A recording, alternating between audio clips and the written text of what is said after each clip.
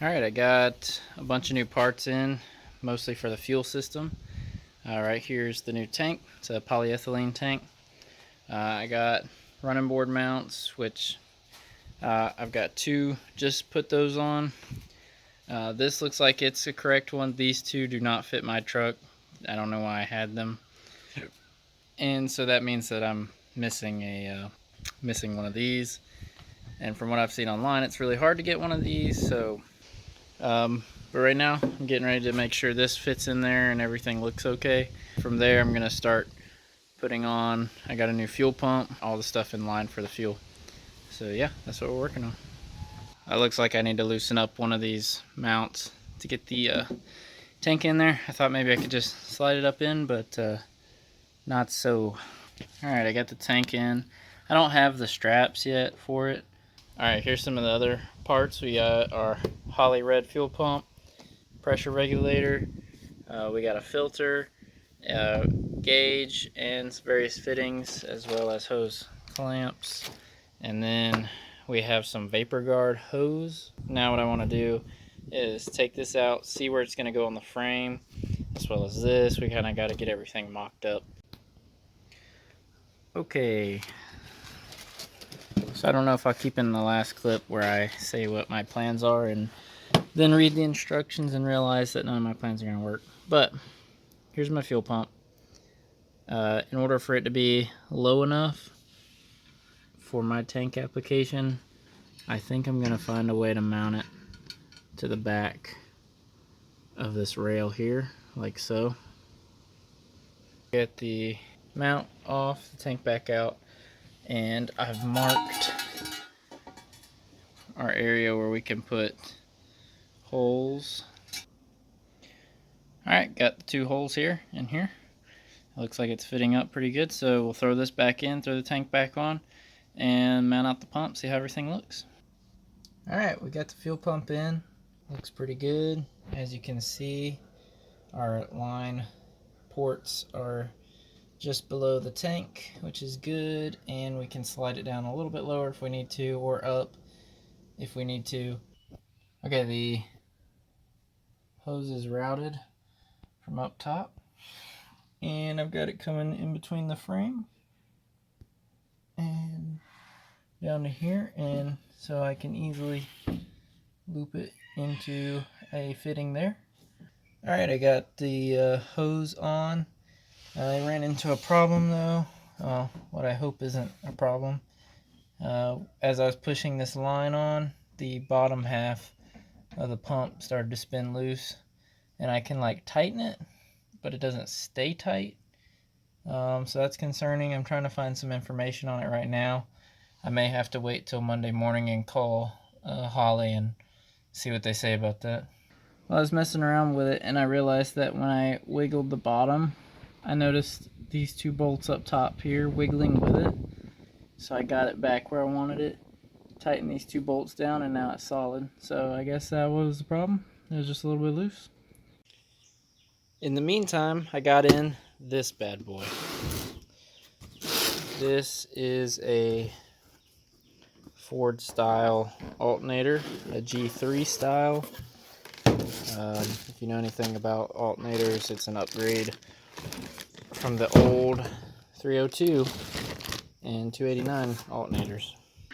I've already test fitted it, and the reason this is a project and not just a put it in and go thing is once the alternator's in, got the bottom hinge bolt in, and you see these holes aren't lining up, and it's because that part of the casing is hitting my mount. Now my dilemma is, do I shave like an inch or so off of the mount, basically that little corner in there? I can do that, or do I build myself a bracket that comes out and holds it? Now, to be honest, I'd prefer it to be mounted hard to this. I don't know how I feel about shaving this. Look at that. I tested it, it fits good. I just went back with a finger sander and got it smoothed out, looking better. Got all the rough cuts out of place, and it's ready to go now. Alright, there it is. Good looking new alternator. We can get everything powered up. I got the tank back out. It's time to put in all these things. I finally got in this sending unit. We have an adapter plate to fit the sending unit. And then I've got this 90-degree fitting to go on the carb. I've got some fuel filters. We'll do one before the pump and after the pump. Eventually these will change out because these are not as coarse, or excuse me, as fine filtering as I would like them to be, but they'll be a good placeholder for now. And then also the pressure gauge as well. Alright, so first of all I got this adapter plate to go on the tank. What it does is it converts from the original 6 screw install type to a modern 5 screw type. It just makes it easier to find a decent sending unit instead of having to go with an original style. Mid 50 sells this adapter. There's the number 1605. It comes with new screws to go into the actual tank and 2 different options for the threaded part here, which they've already got threaded for you. And then also it's cork, but I guess it'll do, gasket. So we got to take out these, are just self tappers. We got to take these out and get them out of our way. So you may notice that these screws look kind of random, but it's actually a pattern so that this can only go on one way. So that's something to keep in mind if you're doing this, that these screws only go on one way. Okay, according to these instructions, I've got my float moved up. I just have to cut it right there on my mark, right there, and we should be good to go. Alright, so the 5 holes up here also have a perfect alignment. You can see if I spin it this way, we're not lining up. Spin it this way, everything lines up. So with that said, now we have to pull it up and see which way the float arm is moving, which in this case is to the back, and I don't want it to be going to the back, I want it to be going this way. So we need to put this back in.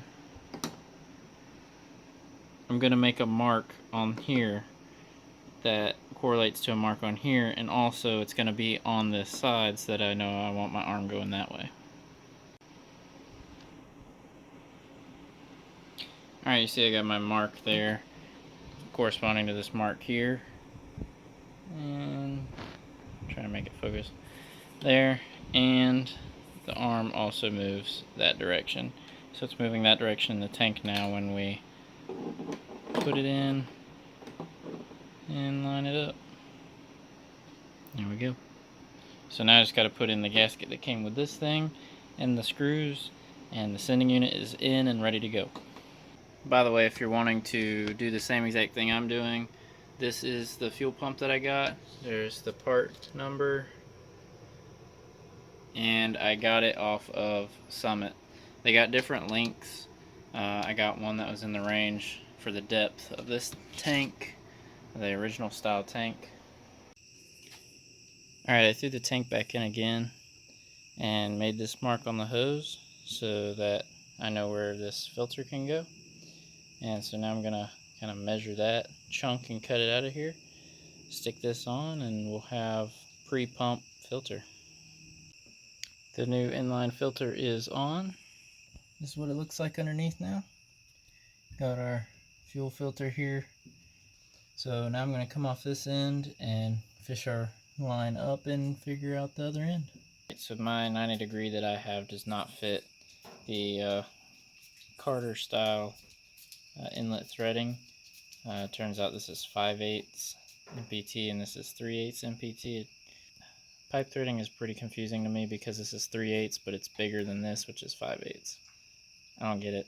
But anyway, I'm going to wind up getting one of these that is a banjo bolt so that I get my 90 degree off of here and coming back towards the firewall. Alright, I picked up a new fitting for the carburetor so that we have a 90-degree. And then I also picked up some cool clamps that I think will look good on the firewall for holding our fuel line going across. And I think it'll give us a clean look. So I'm going to get started putting this on and then start mounting these up. Okay, I kind of got it mocked up. Tape's not really holding, but that's going to sit there, and then it's going to run along the firewall and then come up to our 90-degree fitting that's right there, our banjo fitting. And I'll probably have a clamp right there where it starts to turn. Definitely going to have one on this side of the gauge, and then probably one over here, depending on where I put the other filter.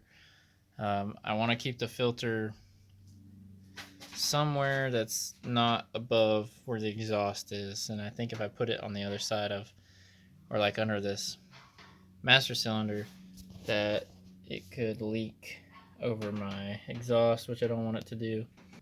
Alright, there's our after pump filter, and I got it set up too to when I get better filters it'll be super easy to replace. I got a little clamp there to hold the hose following the line that I want to follow. So it's looking good so far.